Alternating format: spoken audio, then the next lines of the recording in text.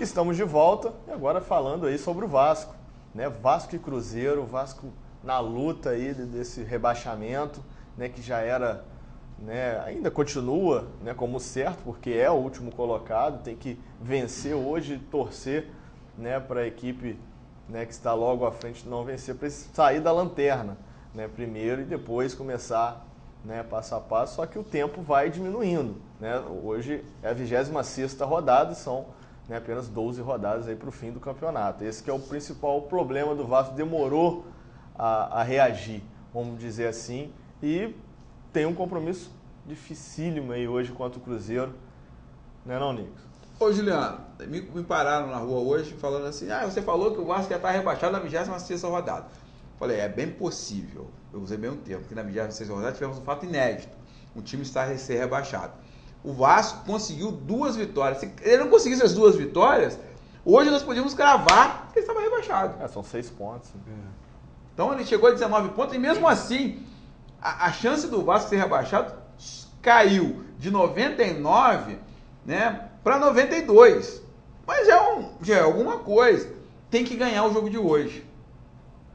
O Vasco daqui para frente precisa no mínimo de 10 vitórias. Coisa fácil.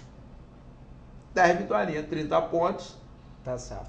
Com 30 com 19, 49, saiu do problema. É só fazer isso. Na teoria é fácil. 10 vitórias. Ainda dou 3 de lambuja ainda, pode perder o restante.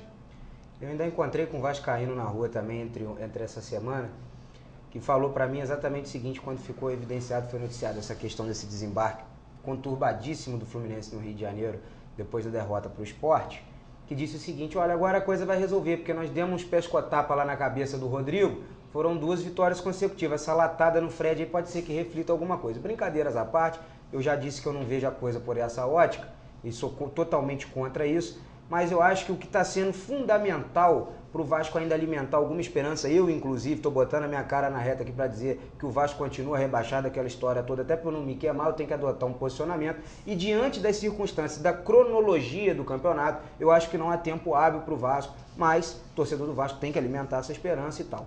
O que vem acontecendo para o Vasco ter conseguido essa ascensão? O Nenê está comendo bola, o Jorginho conseguiu deixar esse grupo muito homogêneo, ele está com o grupo do lado dele e principalmente o mandatário vascaíno está um pouco mais para os bastidores, não tem ido mais à imprensa para ficar falando essa meia dúzia de baboseira, de besteira que ele fala, indo em coletiva para ficar interrompendo o jogador. Então, Euricão, se você ainda acredita em alguma possibilidade, se você tem amor ao Vasco, como você diz, fica quietinho. Vamos combinar o seguinte, não é que se o Vasco cair, você vá para a Sibéria. Fica lá na Sibéria até o final do campeonato, depois você volta, pode ser que a gente tenha um resultado melhor. E o Vasco, né, Juliano, e Lucão, ele vai a campo com o melhor que ele tem. Aí, assim, vai com o Martin Silva ou com o Jordi, porque o Martin Silva sentiu um pequeno desconforto, então pode o Jordi, que não tem comprometido. Vai com o Madison, nossa Deus, Luan, Rodrigo e Júlio César. É muito complicado, né? Serginho, Bruno Galo, que pra mim, assim, foi uma surpresa esse garoto, porque, sinceridade, nunca tinha ouvido falar dele. Barrou o Guianazul, né? Não, mas tem que barrar também. O Guianazul acho que foi um ponto importante. Importante, porque você pegou velocidade e força na marcação. Já é o trabalho do treinador em evidência. Aí você tem o Júlio dos Santos, porque você tem a lerdeza do Júlio dos Santos. E o Nenê. E o torcedor do Vasco tá fazendo novena pro Nenê não se machucar. Porque se o Nenê se machucar, meu amigo, aí tomar amarelo, nada disso, quietinho, assim, paga até o árbitro para ele não vão.